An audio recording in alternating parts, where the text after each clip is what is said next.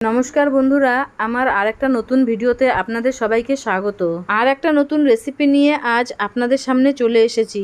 আজ আমি বানাবো লোটে শুটকি মাছ দিয়ে কলাপাতায় কচুরলতির পাতুরি। খুব সহজেই তৈরি করা যায় এই রেসিপিটা, আর খেতে দুর্দান্ত হয়। তো ভিডিওটা দেখার অনুরোধ রইল। তো চলুন শুরু করা যাক আজকের রেসিপি। তো দেখুন বন্ধুরা, আমি আজকে আমাদের বাড়ির কচুরলতি নিয়ে নিয়েছি। আমি কিভাবে কচুরলতি কাটি সেটা দেখিয়ে দিচ্ছি। ছুরির সাহায্যে এইভাবে লতিটাকে আঁচড়ে নিতে হবে, অল্প প্রেসার দিয়ে আঁচড়াতে হবে। ছুরি দিয়ে এরকম করলে খোসাগুলো খুব সহজেই উঠে যাবে। এবার টুকরো টুকরো করে কেটে নিলেই হয়ে যাবে। বন্ধুরা, আমি এই কাজটা ছুরি দিয়ে করছি, আপনারা চাইলে বটি দিয়েও করতে পারেন। দেখুন কত পরিষ্কার হয়ে গেছে। আর এইভাবে পুরো কচুরলতিগুলো আমি সব কেটে নেব। তো বন্ধুরা, আমার কচুরলতিগুলো সব কাটা হয়ে গেছে। এবার আমি একটা পাত্রে নিয়ে নিচ্ছি। এবার এই কচুরলতিগুলোকে আমি 2 থেকে 3 বার পরিষ্কার জল দিয়ে খুব ভালো করে ধুয়ে নেব। কচুরলতিতে অনেক বালু থাকে, তাই খুব ভালো করে কচলে কচলে এইভাবে ধুয়ে নিতে হবে। দেখুন বন্ধুরা, আমি লতিগুলোকে 2-3 বার খুব ভালো করে ধুয়ে নিয়েছি। এবার একটা পাত্রে তুলে নিচ্ছি। লতিগুলো আমার ধোয়া হয়ে গেছে। এবারে আমি নিয়ে নিয়েছি 3টি লোটে শুটকি মাছ। এবার এই মাছগুলোকে টুকরো টুকরো করে কেটে নেব। আমি এইভাবে মাছগুলোকে ছোট ছোট টুকরো করে কেটে নিচ্ছি। মাছগুলো কাটা হয়ে গেছে। এবার উষ্ণ গরম জল দিয়ে মাছগুলোকে 3 থেকে 4 বার ভালো করে কচলে কচলে ধুয়ে নেব। আপনারা চাইলে মাছগুলোকে গরম জলে অল্প ফুটিয়ে নিতে পারেন। মাছগুলোকে ভালো করে ধুয়ে নিয়েছি। এবার শিলে মাছগুলোকে একটু থেতলে নেব। এই মাছগুলোকে কাঁচা ব্যবহার করব, তাই পাটাতে থেতলে নিলে পাতুরির স্বাদ আর গন্ধ খুব ভালো হবে। দেখুন বন্ধুরা, আমি এইভাবে হালকা হাতে মাছগুলোকে থেতলে নিচ্ছি। যে কোনো ছোট মাছ দিয়েও এই পাতুরিটা করা যায়। আর এইভাবে কলাপাতায় পাতুরি করলে পাতুরি কিন্তু খেতে খুব ভালো লাগে। তো মাছগুলোকে আমি থেতলে নিয়েছি। এবার তুলে নিয়ে লতির মধ্যে দিয়ে দিলাম।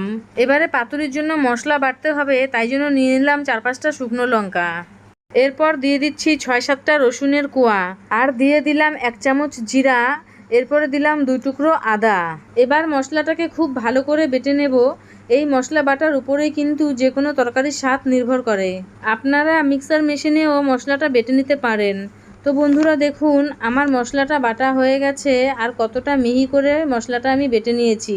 দেখুন বন্ধুরা, আমার মশলাটা বাটা হয়ে গেছে পুরোপুরি। এবারে আমি একটা প্লেটের মধ্যে এই মশলাটাকে তুলে নিব। এবারে লতির মধ্যে দিয়ে দিচ্ছি একটা বড় সাইজের পেঁয়াজ কুচি, আর দিয়ে দিলাম টমেটো কুচি। এরপর দিয়ে দিচ্ছি যে মশলাটা বেটে রেখেছিলাম, সেই মশলাটা পুরোটা দিয়ে দিলাম।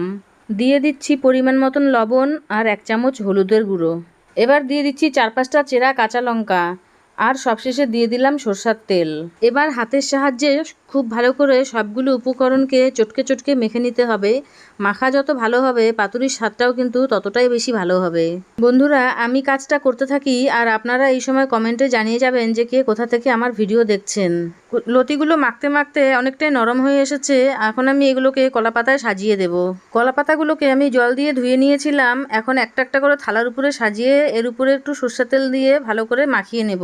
খুব বেশি সরষের তেল দেওয়ার প্রয়োজন নেই। এই অল্প একটু তেল দিয়ে হাতের সাহায্যে কলাপাতার মধ্যে মাখিয়ে নিলেই হবে। দেখুন, আমি ঠিক এতটুকু তেল দিয়ে হাতের সাহায্যে কলাপাতাতে মাখিয়ে নিলাম। এবার এর উপরে আমি কচুরলতিগুলো একটু একটু করে সাজিয়ে দেব।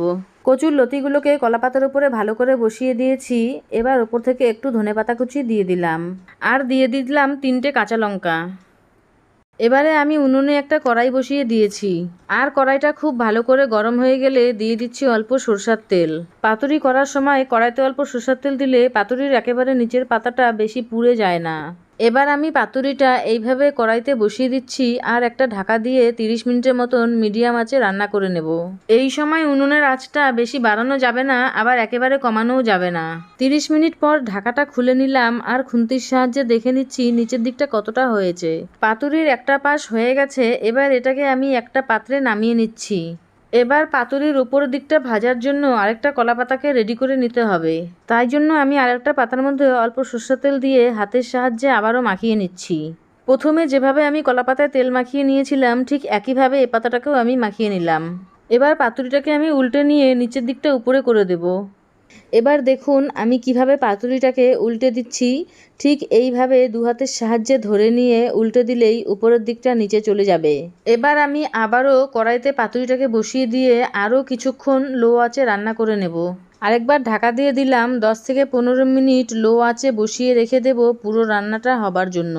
15 মিনিট পর ঢাকাটা খুলে নিলাম। এবার ওপরের পাতাটা সরিয়ে দিয়ে দেখিয়ে দিচ্ছি লতিটা কতটা সুন্দর হয়েছে। তো দেখুন বন্ধুরা, পাতুরিটা একদম সেদ্ধ হয়ে গেছে আর খুব সুন্দরভাবে রান্না হয়ে গেছে। এবারে আমি একটা পাত্রে নামিয়ে নেব। বন্ধুরা, এইভাবে কলাপাতায় কচুরলতির পাতুরি করলে এক থালা ভাত নিমেষেই খেয়ে নিতে পারবেন, এতটা সুস্বাদু হয়। দেখুন লতিটা কত সুন্দর সেদ্ধ হয়েছে, একদম গলে গেছে। আর এইভাবে রান্না করলে একটুকু গলা ধরার ভয় থাকবে না। আমি হাতে নিয়ে দেখিয়ে দিচ্ছি যে কতটা নরম হয়েছে লতিটা।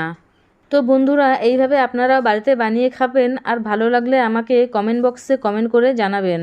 বন্ধুরা, আমার ভিডিও যদি আপনাদের ভালো লাগে তো একটা লাইক করবেন আর বন্ধুদের মধ্যে শেয়ার করবেন। আজ তাহলে এখানেই শেষ করছি। দেখা হবে আবারও নতুন কোনো ভিডিওতে। সবাই ভালো থাকবেন, সুস্থ থাকবেন।